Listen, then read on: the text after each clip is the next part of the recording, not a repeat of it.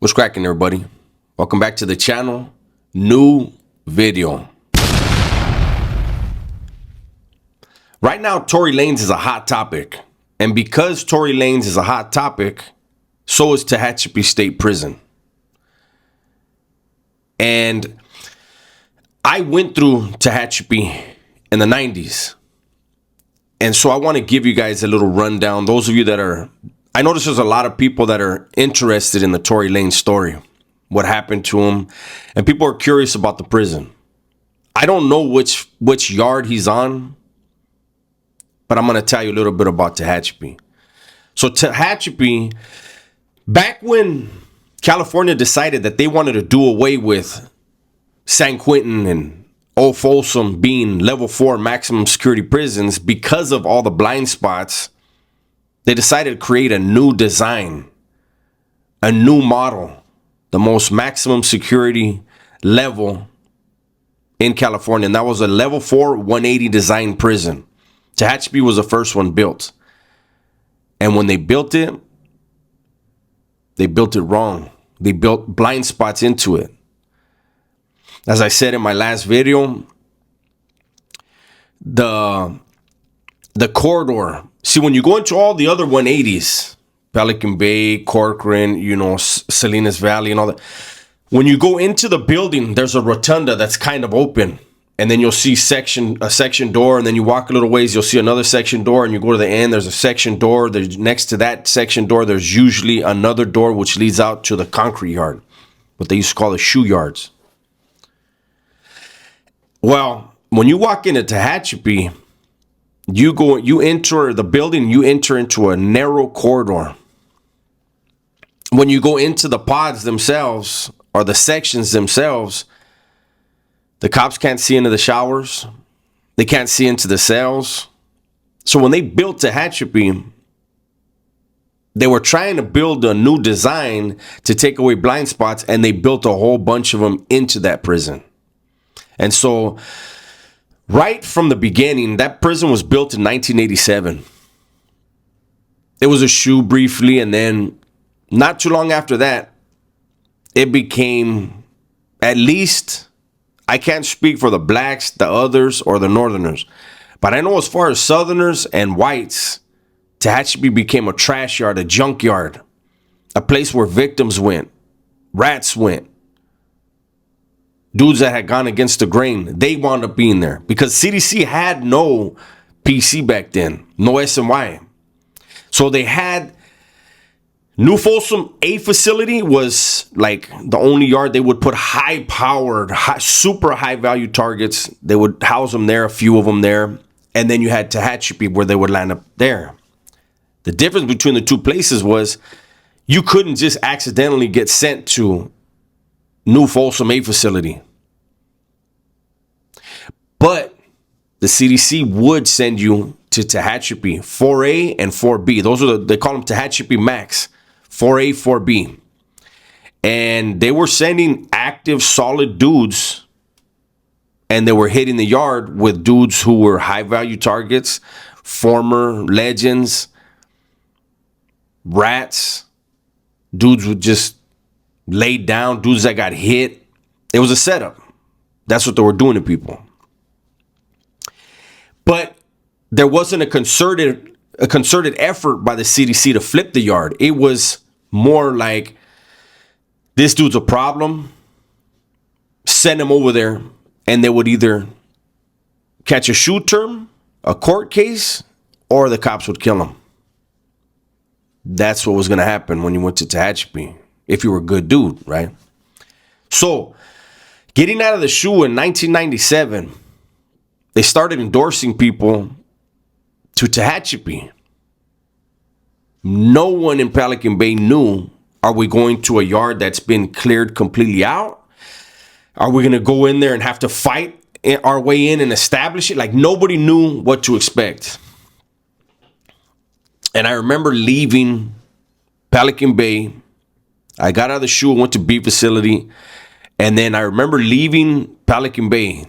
And I believe there was 6, maybe 7 Southerners on that bus. And then, there was whites, there was blacks, there was some others. And we had a layover in Kern. They threw us all in that sig in Kern. There was a legend that was on a layover. We asked him, you got any idea what we're stepping into? He said, nobody does. And then he gave us the rah-rah, hey, you guys are going to be the tip of the spear and you guys are going to plant the flag and all that. But we were already gung-ho and ready to go, right? Now, I want you to know, I'm telling you this story for those of you to get an understanding of how it was. And this was 1997 again. So we get to Tehachapi, and anyone who's been in the CDC knows, they take their time. You're in the bus and they call you out and they get your property off whenever they get it off. No, this right here, these guys came out like NASCAR. We pulled in and they opened up the bottom of the bus and they started just getting all of our property out like that. And we were tripping like, damn, they're in a hurry here. And then we noticed as they were offloading our property, they were loading other property on from the other side on the bottom. And we're like, hey, whose names are those? And you're looking at the boxes to see the names, CDC numbers. We didn't recognize any of them. Then they let us off the bus and we go into R&R. And I remember a big poster on the wall. And it was like a cat.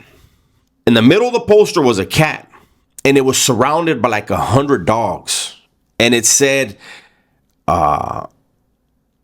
feeling left out or some weird thing. But we saw it and we knew what it meant.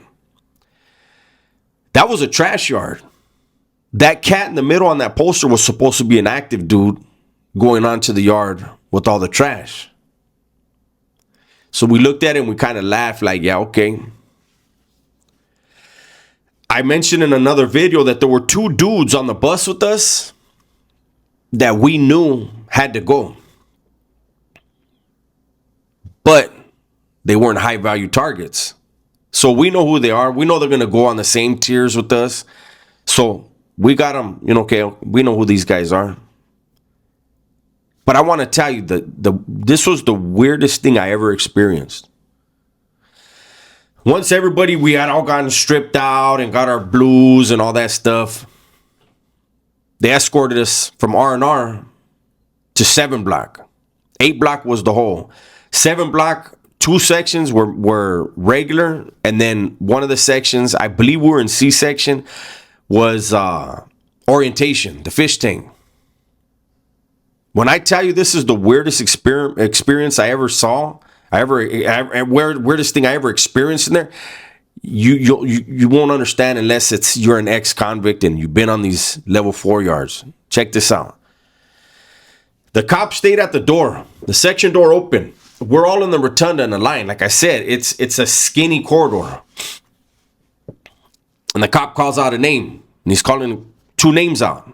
It's going to be you and your cellie. You walk up to him, what's up? He says, you're in cell, whatever. Go straight to your cell. So dudes are going. They called me and my cellie. Told us what cell we're in. I remember we were upstairs somewhere. And we walked into the section. The whole day room. The walls around the whole day room were lined with dudes with their faces stuck to the wall so that we couldn't see them. Obviously, these dudes were trash. And we walked in, and I remember looking, and the cops were like, take it straight to the cell. And we're walking, and we're looking around like, what the fuck is this? Right? We went into our cells. Once the last cell was filled, last cell door was shut. The section door was shut. The cops were gone. All of these cats that had been facing the wall, they turned around and all the disrespect. Fuck you pussy ass motherfuckers. F the Sur. F the Southside. F the Legends. F this. F that. You bunch of cowards. All of them dudes were complete garbage. Now, for those of you who have it in your mind, why didn't you guys just get off on them? As soon as you walked in there, why didn't you get off on them? That's the type of thinking that gets people in wrecks. And I'm going to explain why. Going into Tehachapi, we knew there were some very serious, very high value targets. Some of us were given specific names to look for. We don't know who's facing the wall. And we don't have weapons. Going onto a yard with high value targets and fist fighting somebody that may turn out to just be some weenie, some lame, you're going to have a lot of explaining to do. You, for the rest of your career, your criminal career, will be remembered as the guy that had action to so-and-so and so-and-so and so-and-so and fucking rushed a nobody with no weapon and didn't put nobody in the hospital. Very bad news. So, that's why nobody rushed nobody. Everybody knew we're all coming from the Bay. We all did a shoe term. Either some of the homies came from the shoe. Majority of us came from A and B facility. So, those guys leave. Then we have chow. And I remember my Sally and I made a conscious effort to make sure our clothes weren't sharp. We didn't baby cuff them. We didn't cut in our shirts. We didn't cut our... This was back before the CDC prisoner pants. This is when we had our, our button-up shirts and our button pants. And we made sure not to Bonnaroo none of our stuff. You go to a prison like that, you're not trying to high sign anything. You have to remember, them dudes are already there. Some of them were willing to pick up a piece and use it. We had a job to do. I guess they had a job to do. Some of them, their job was to rat on us. Some of them, they were going to defend themselves. That was Tehachapi, 1997. We were the very first bus to go when they started flipping the yard. Every one of us on my bus, except my Sally, that's because he got slammed down and never got action. I got off twice. But every single one of us except my Sally, because he didn't get action, every one of us, as far as the Mexicans from Southern California, picked up a sticking. Every week, a new bus came. New Folsom, High Desert, Salinas Valley, back to Pelican Bay, back to New Folsom, back, and it just kept every week. And every week it was the same thing. They would offload the property, unload more property. A busload of actives would get off the bus. They would fill it up with trash, and they would send them to either Calipatria or SADF, because SADF was new at the time. It was a bloodbath. There were dudes getting hit left and right on that yard. And eventually, all the trash was gone. Then the city the CDC, did what it does. They flipped the yard. Eventually, they wound up flipping it back again. They made one side, I think 4B, they put the youth offender program. Guys that were under 18, they were housing them over there. And then you had an A yard, they made the shoe. So there weren't that many buildings or bunks available anymore. And so the CDC flipped it. So currently, as far as I know, as far as I'm aware, there is no good yard in Tehachapi.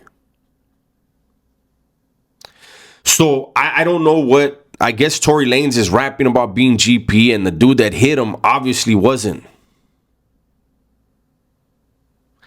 And if anybody is to believe the story he's telling, that because he has money, he's got a bunch of people willing to do stuff for him, that don't happen on the GPR. I just wanted to paint a picture of how brutal that prison was.